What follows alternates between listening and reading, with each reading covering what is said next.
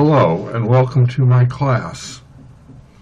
If you need to ask me any questions or such, I can be reached at this address, pascalclass@heyman.us. That's HAIMANN.us. And I have a website with help files out there, heyman.us/pascalclass/associated HTML. It is case sensitive. Today we're going to be discussing arrays. What is an array? One book I have states that the array is probably the most widely used data structure. In some languages, it is the only one available. An array consists of components which are all the same type, called the base type. It is therefore called a homogeneous structure. What does this mean and how is it implemented? Let's say you want to define 100 integers. I'm sorry.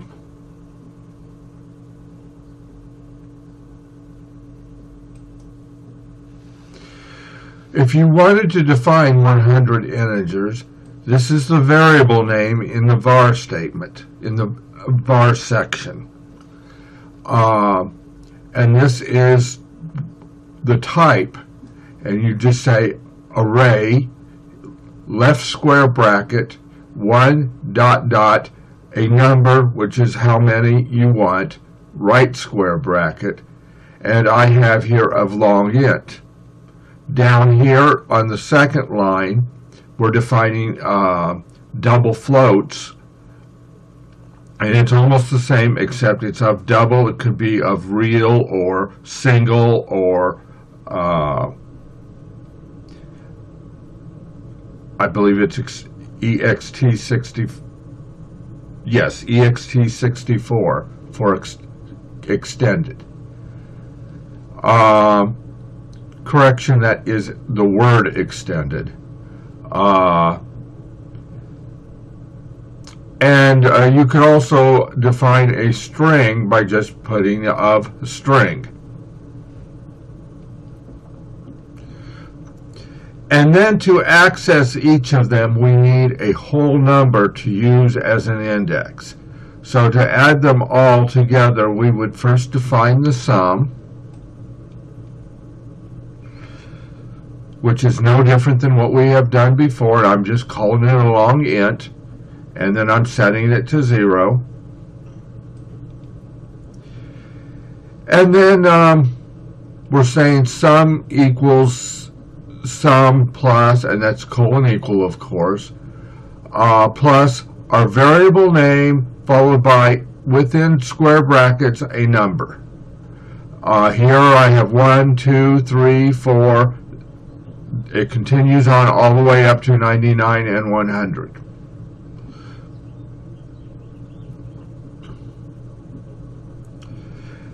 Now that is a real pain in the neck, and probably worse than defining each one individually. But there is a better way. We can use another integer as an index value instead of the whole number and stick it in a loop.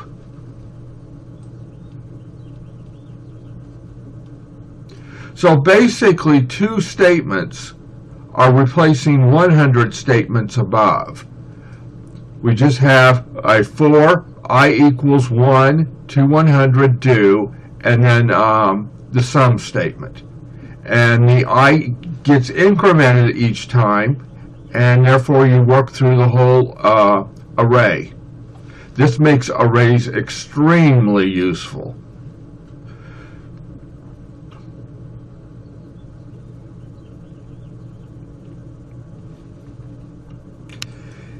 In fact, that is what the for loop was really designed to do. Most computer languages have for loops of some form just to manipulate arrays. Some languages call them tables. Tables probably means more to the English speaker.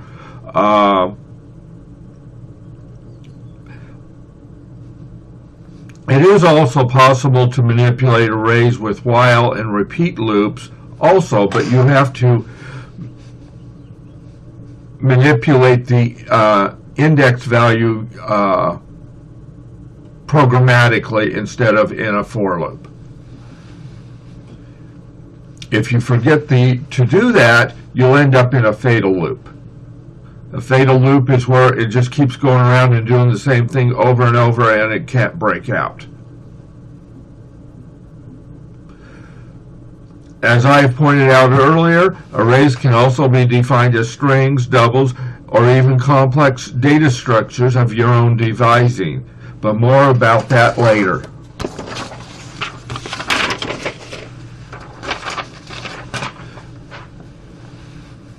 Now let's look at some examples. I may have shown example 13 before, but I really didn't discuss the array very much. I would like to go back and look at it.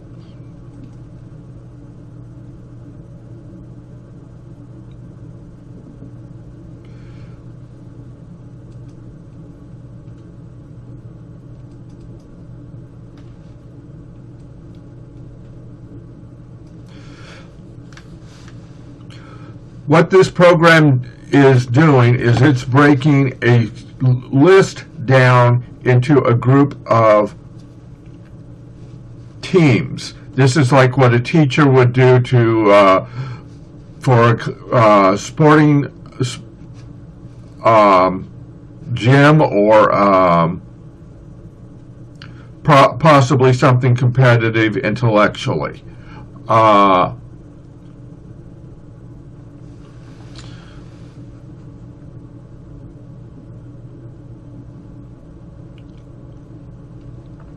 It's pulling the list out of an SQL table, and this is the SQL stuff which I have discussed before.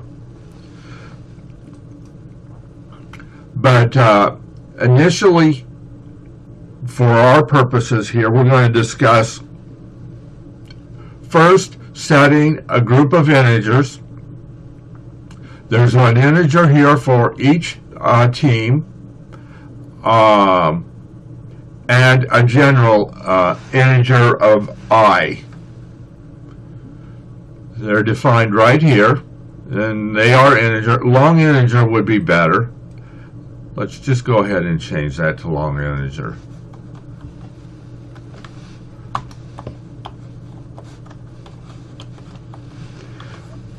For the run of this program, it really won't matter because we're not going to go over 32,000.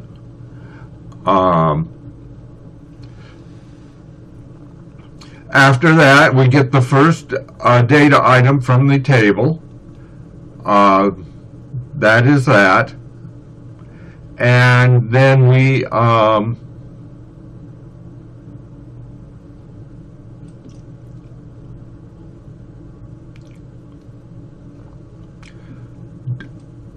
pull in we do a modulus calculation. Mod returns the remainder from a division.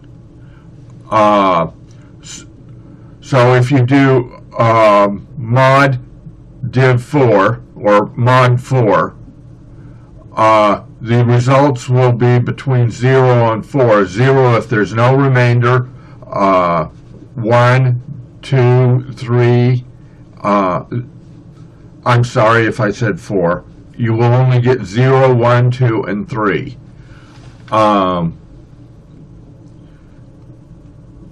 It's going to do something similar based upon which case it is. If the mod result equals 0, and mod result is a variable that I dropped the value into, we're going to add a name to the first table, and then we're going to index that table's accumulator by 1. The same would happen for 1, 2, and 3. And then finally, at the end, we're going to go and list out each of the teams with a for loop. for I equals 1 to AC 1, which is the first team, minus 1, because there's always one more because we started with 1. And at the bottom, it gets indexed. One more. So it's always one more than is actually in the table. So we're just doing the for loops for each array, and then we print, and in that for loop we issue the writeland.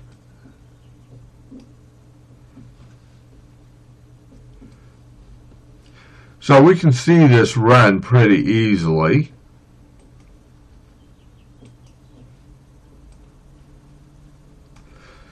Show you it all compiles, and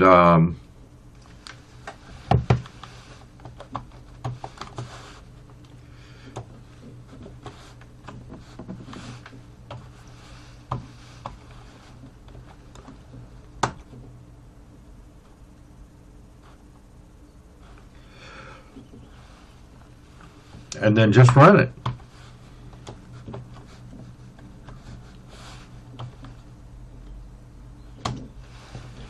And as you can see, we got 4 teams. There was quite a bit of data in there.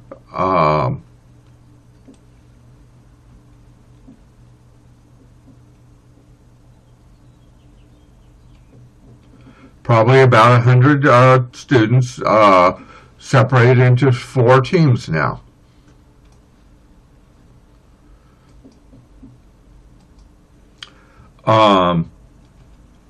That is a relatively simple example of an array. We're going to move on to the next example.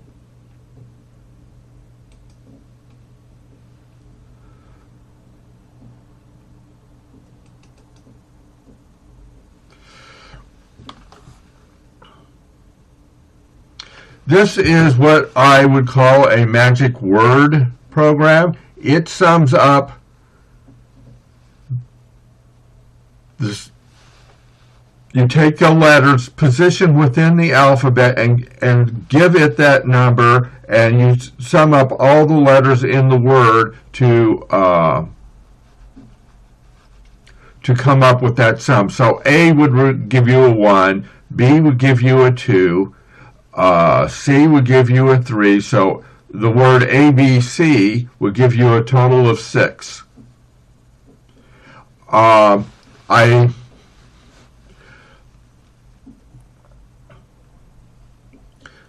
The trick here is that the string that you enter, a string is technically an array of chars, and a char is a single byte of information.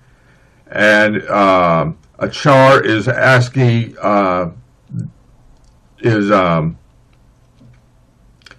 alphabetic, numeric alphabetic, and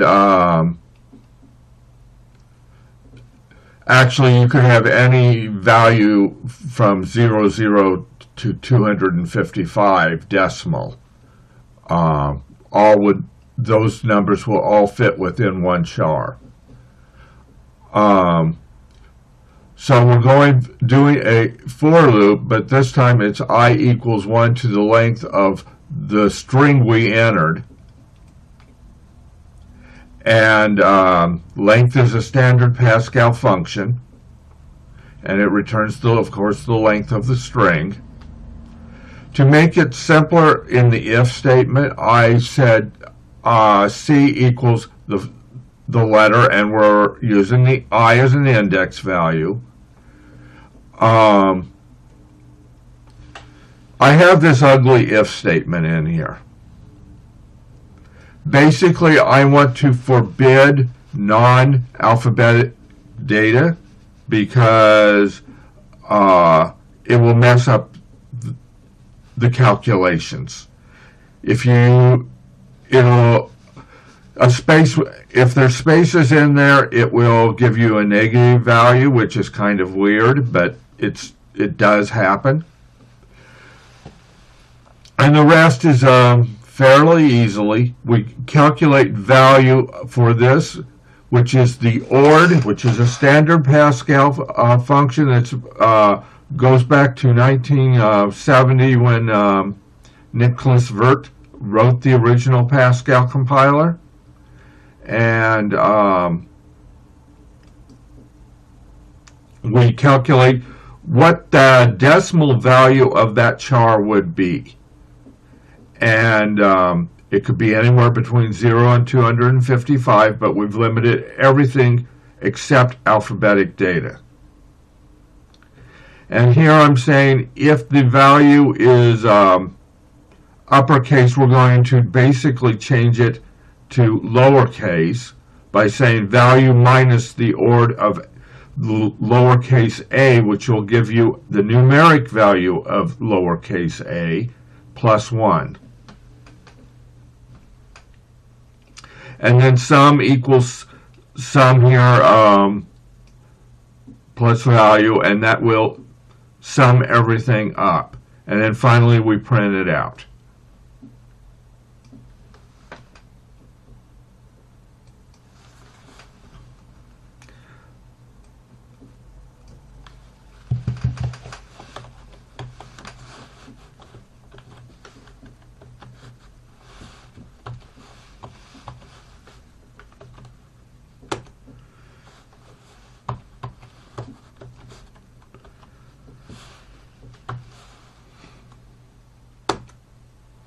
So if we put in ABC, that gave us the 6 as expected. Using uppercase doesn't mess it up. So if I do uppercase A, lowercase b, uppercase C, we're still going to get 6. And then we can calculate this something silly like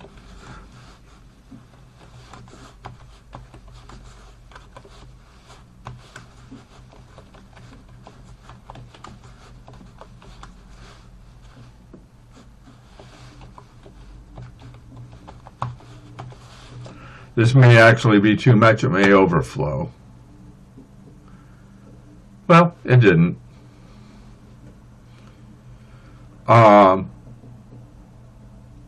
And we can do other things, but you should get the general idea.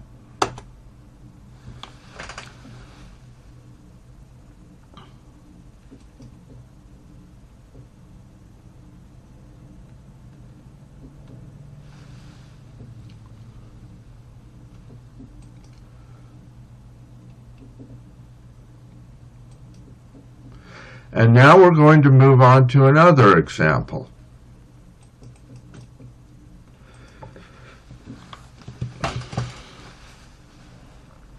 There was a recent movie called The Martian where in one scene he had to figure out how to talk to NASA, and he ended up using ASCII, hexadecimal, to communicate. But he didn't have an ASCII chart easily available. You can make your own ASCII chart without a whole lot of work in Pascal. And you do it as an array. All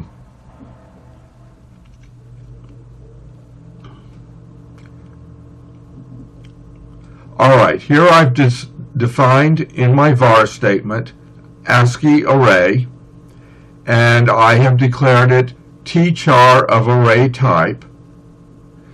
Tchar of array type is defined as array of 1.256 of tchar type, and tchar type is defined up here as tchar type equals record, and then you declare some variables and then an end to end the structure. This is a complex structure. I could have said I could have skipped this and gone to and said something to the effect of something like this.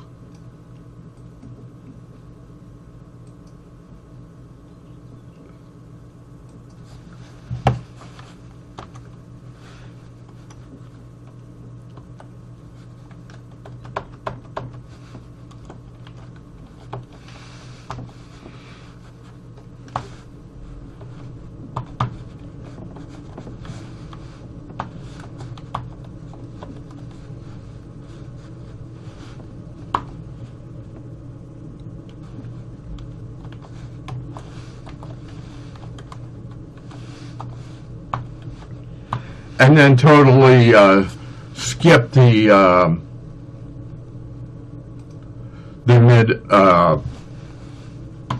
mid step. Both of these lines are identical and will compile either way. It's your choice how to do it.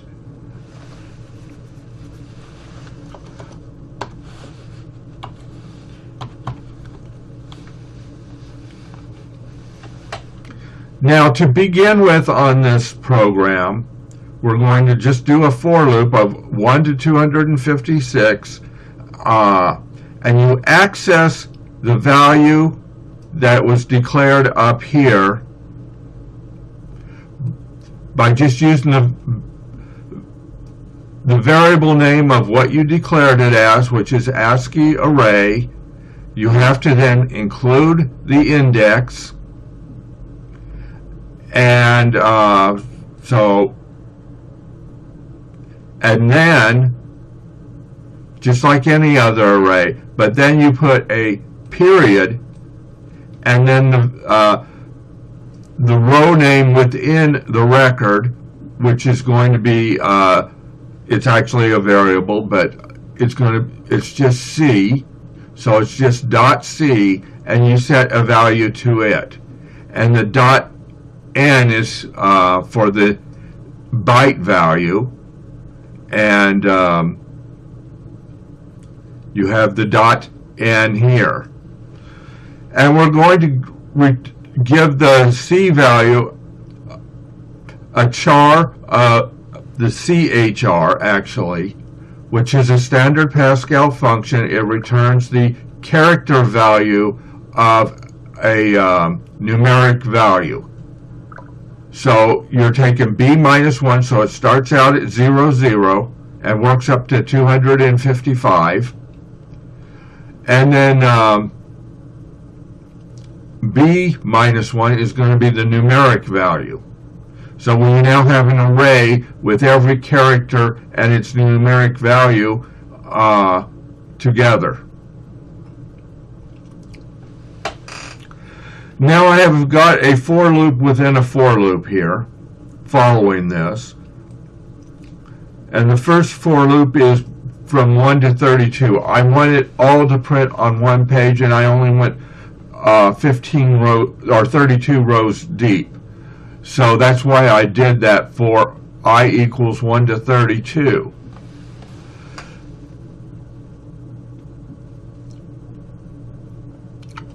We set k equals to I, which is going to be the row that we're on, and also the first record plus whatever I is. Then we're going to do another for loop of j equals 1 to 9. Those are going to be the columns within it. So we're going to print it all as one big block on a screen. Actually, a command prompt. And then you have your begin and.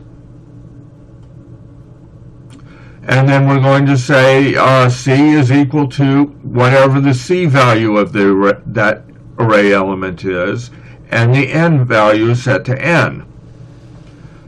You can use the same variable name over again because, well, that's part of an array and you have to treat it differently.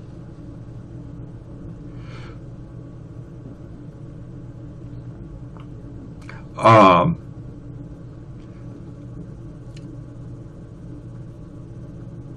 basically, I'm saying if n is greater than 31, then we're going to use the character. If not, we're not going to even bother printing it because it's not printable.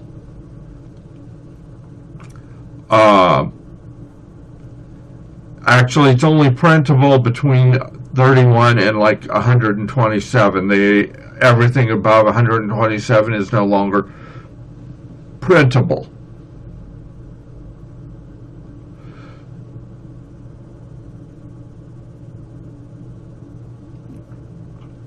And then we're going to send this string to the print string, which is going to be a format of first the %.2x, that's going to print it in hexadecimal, then a %3d, which would be decimal, and then a string. And we're going to feed those in. The first % takes the first number from within these square brackets. The second value goes to the second %, and the third value goes to third. And they have to be of the right type. So if an X is going to expect a numeric value, which it will convert to hexadecimal. A D will expect a numeric value, which is going to print normal decimal. You could have like an F for a float, and the S here is for a string.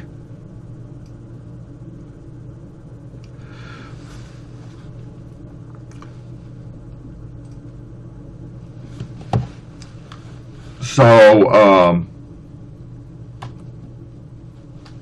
we're going to go back and change the compile to 15, and then we're going to try printing that.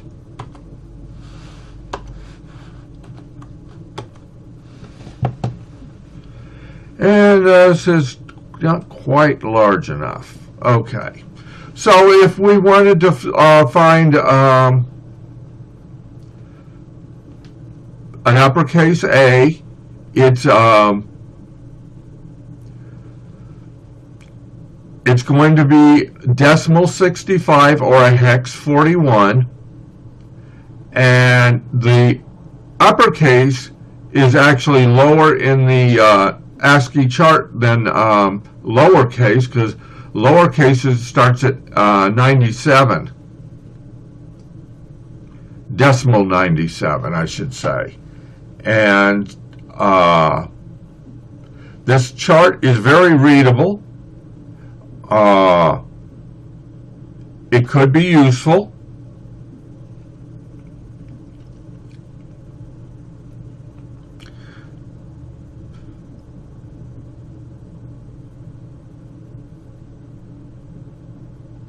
And if you have any questions about what I have done here, you can write to me at the address that I have mentioned before.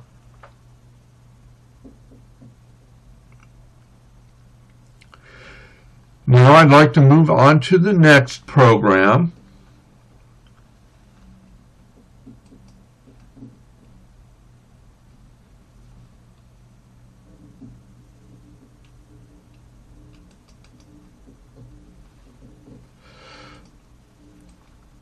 Now this program, I'm sorry about that. This program would be like used at a school sporting event where they have a snack bar where people can go and buy snacks. The problem is if you don't have a cash register, you're either going to have to figure the tax amount into every item, or you're going to need a table to look up what the tax should be. And that's what this program is doing. is calculating what the tax should be. This is what they would have done in the old days. Everybody would have done something like this.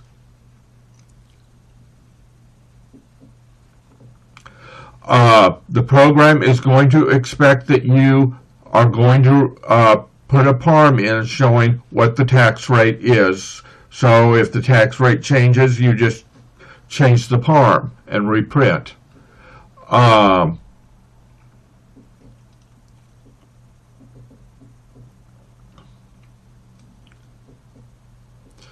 First of all, we set the variable pre-tax amount,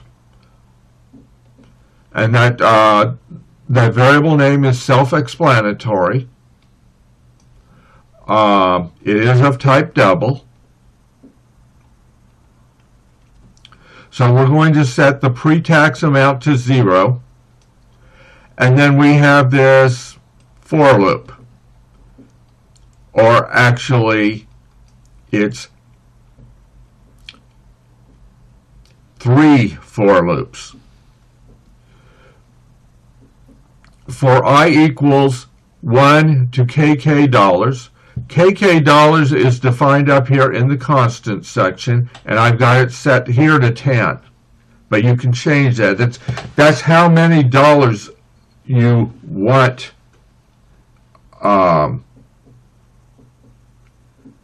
to create a chart for. If no one's going to buy more than $10 worth of goods, you only need it up to $10. So, and then the J is doing it for dimes within each dollar. So J equals 1 to 10. And then K is going to be pennies within that each dime. So we will have it calculated for every penny that someone could choose. So if it's $1.99, they could look up $1.99 in the chart and they won't have to interpolate. Now if you go up and look at my array definition, I call it sales tax array. You will notice that in the square brackets we have 3 values. This is a 3-dimensional table. A 2-dimensional table would be like a multiplication table. But I made this 3. It's possible to have as many dimensions as you like, but it's hard to visualize anything really much beyond 3 dimensions. And most programming books I have seen have recommended you do not go beyond 3 dimensions. So the first dimension is 1 to kk dollars. The second dimension is 1 to 10, that's dimes. How many dimes within each dollar? And the third is how many pennies within each dime. So that is the 3 dimensions.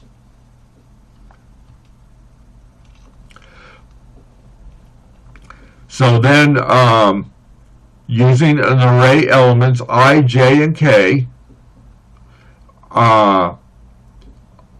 if I is 1, and J is 1, and K is 1, it will go to the first element of the array. If I is 2, and J is 1, and K is 1, it will go to the second row, but the first element of each. And then you have the rows of J, and then each element of K within J.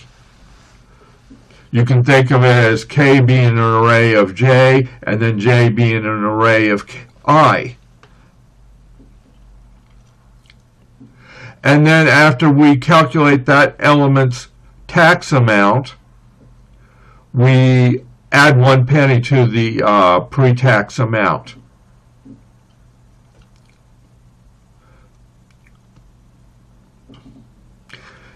Now I've done something kind of interesting here. I've gotten the current time from the system at the beginning of building this array, and then I have gotten the system time after the array is built, so we will know how long it took to build this array. Arrays build relatively fast, and they're an efficient sort of data structure to use. Now I am printing this the first array on the same line as the second array, so you will use up the whole sheet of paper, and then below that the third and the fourth, and then below that the fifth and the sixth, and below that the seventh and the eighth, and so on. And to do that, I am first printing the first line of the first array with this for k equals 1 to 10.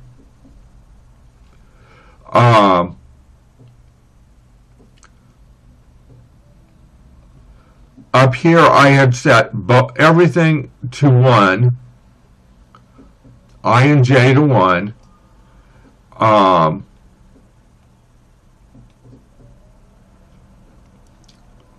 And then the write statement doesn't do a new line, so I do k of 1 to 10, so it's going to keep adding it along, one right after the other, and then it's going to do another for loop right after that, but in this case we're going to use I plus 1 to get the second dollar's array table, and that way we will get the two tables right beside each other.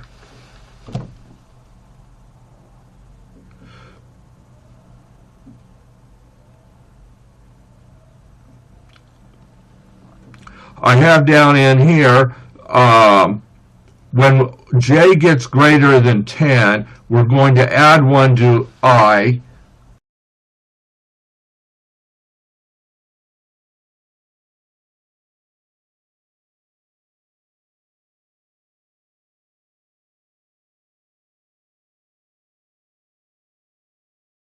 so that will move us to the next.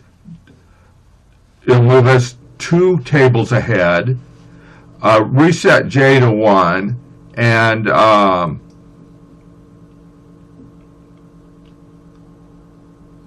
recompute what the dollars is. And down here we're printing a heading line to make it easier to read. I can show you this all works. If you have any questions, go ahead and write me.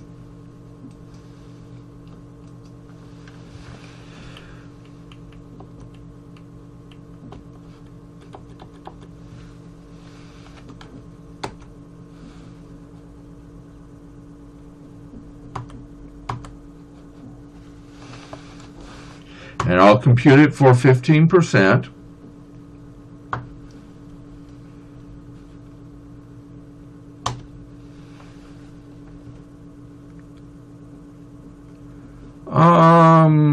I forgot to save this. I had a different setting on it.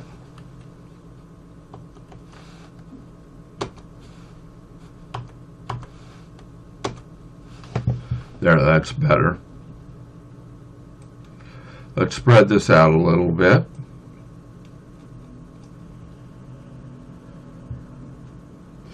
All right, the first one is $0. The second one is $1. $2 is the third one. $3 is the fourth, just like I told you it would be doing. So if we wanted to look up 75, someone spent 75 cents, we'd go to this line, the 0.70, and then we'd move over 5 for the 5 pennies, and we would see it's 11 cents. If we wanted $1.75, let's go with $1.26. We find the $1, find the 20 cents within that, and count over 6 to get to 26 cents. And that would be 19 cents. And this goes all the way up to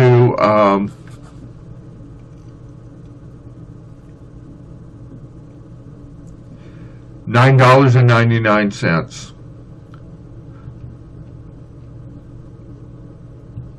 Which would be $1.50 according to this, which is 15%, which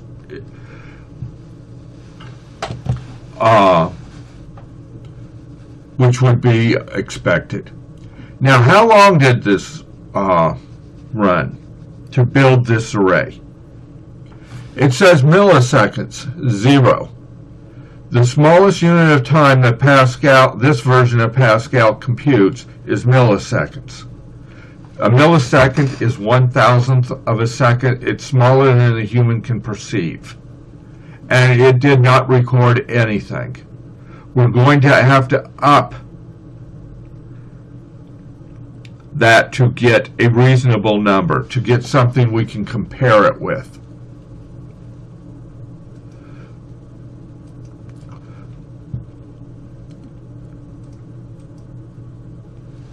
So I'm going to change this to 10,000. I have done some earlier tests, and I know that will give us a few at least.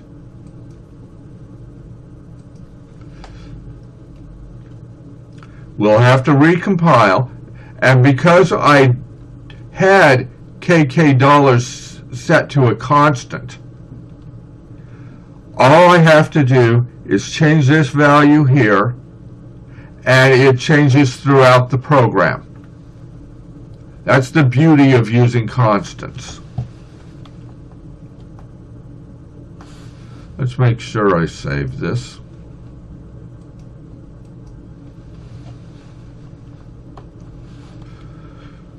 So there's the recompile.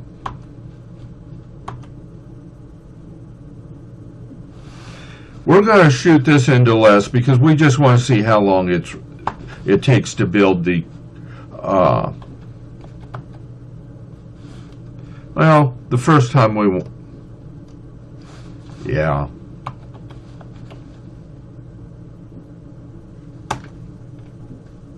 Let's do it again to get a. We want the hard disk spun up. It says it ran 7 milliseconds, and that is a repeat of a number I had seen earlier.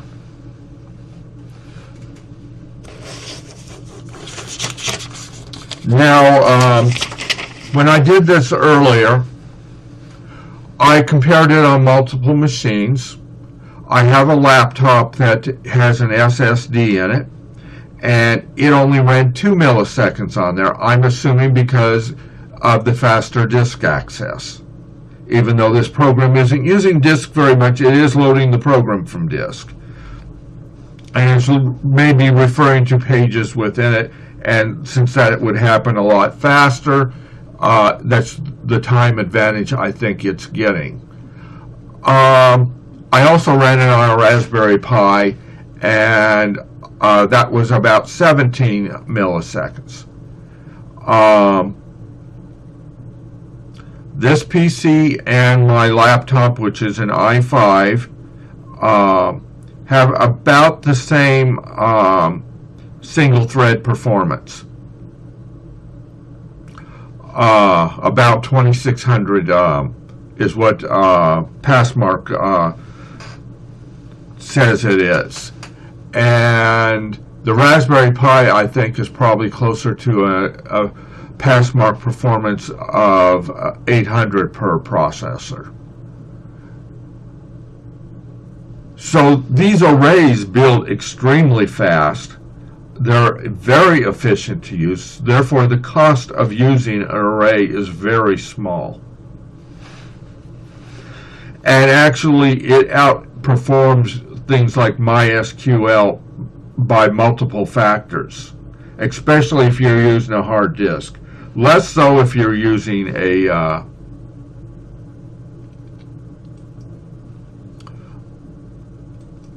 an SSD.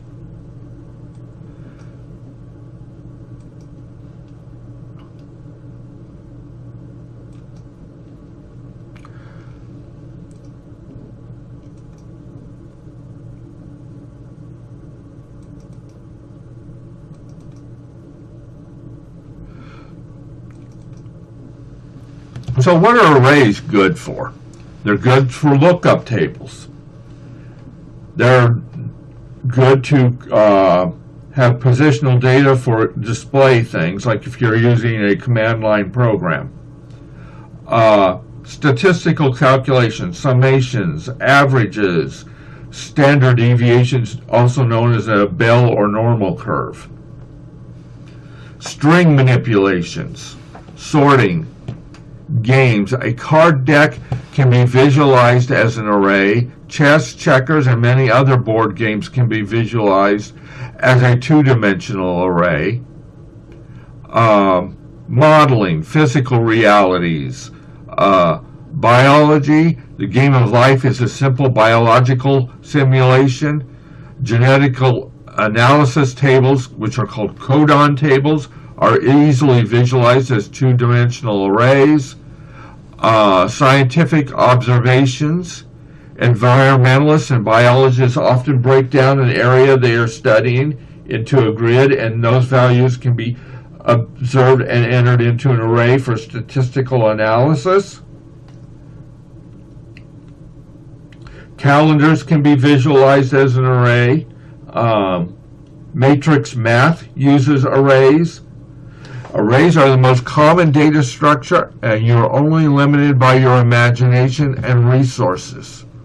It can be argued that arrays are the Swiss Army knife of the programmer's toolkit.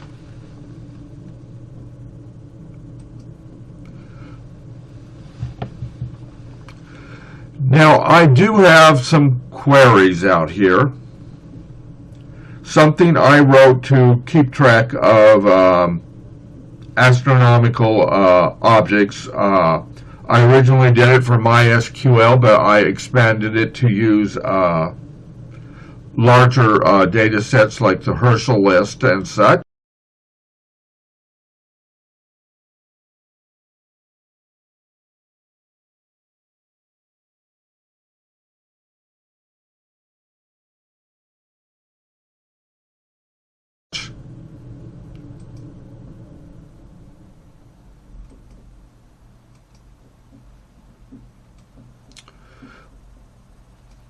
I'm not going to go into the details too much of how it works. This is just runs a simple SQL statement. But I have a couple of improved versions, which hopefully will run faster.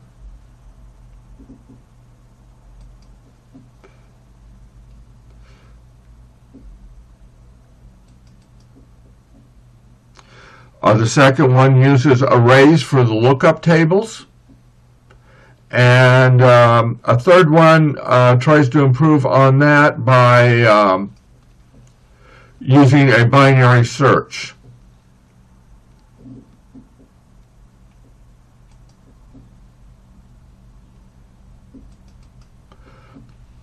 A binary search reads in a sorted array, a sorted list, and then loads them into an array, and it checks at the 50% point of view element within the array.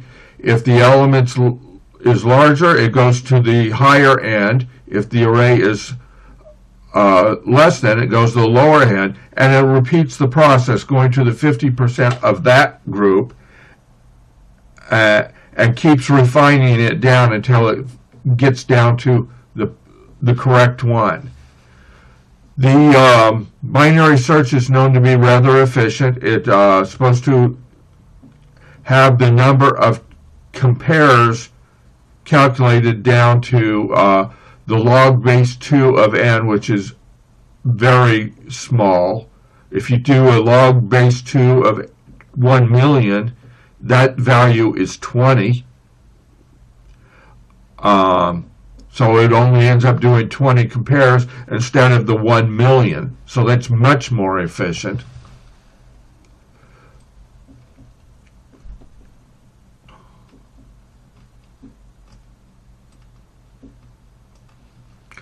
And we need a terminal here.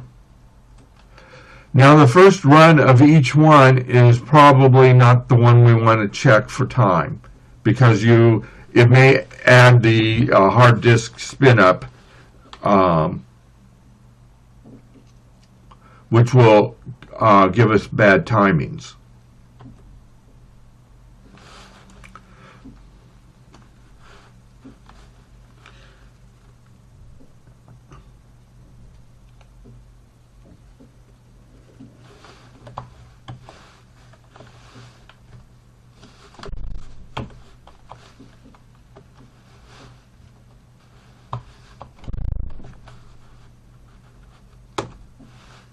First, I'm going to compile all 3 programs.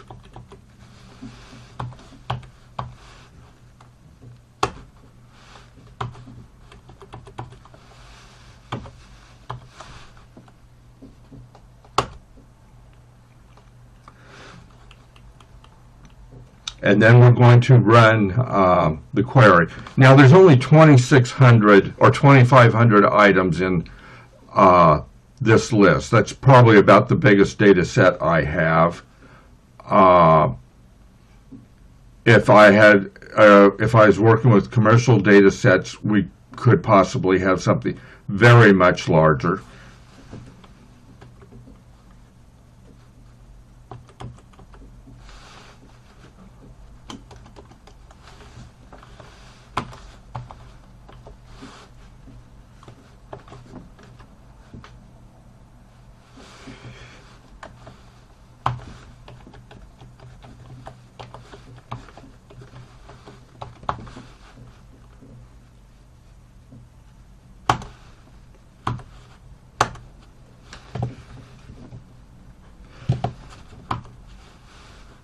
I did something wrong there.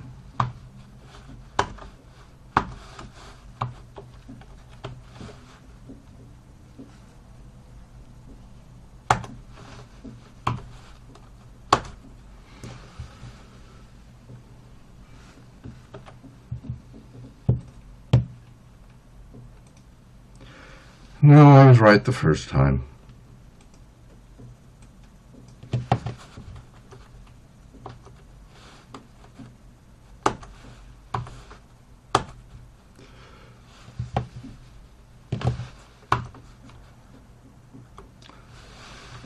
I meant to put a time in front to use the Unix time feature. All right, the first one ran 0.93 seconds.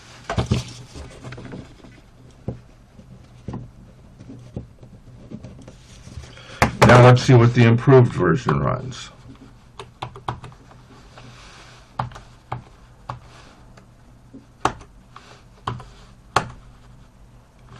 That dropped down to 0.78 seconds.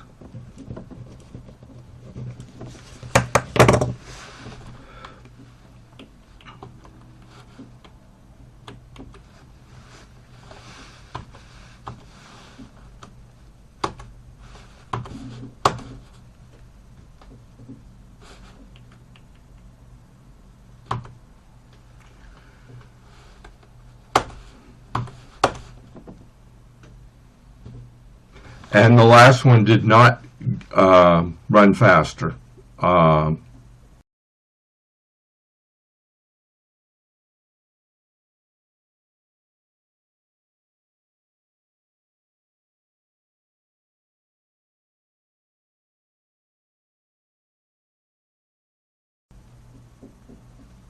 It ran a full 1/10 of a second. But you can improve the running of SQL statements by using arrays as the lookup. The bigger the array is, the more of an advantage you are going to get. And it's probably not going to be worth your while until you're running it with queries of 100,000 rows or more. This probably wasn't worth the effort, but if you had a really big data set, it would be. If you have any questions, you can reach out to me.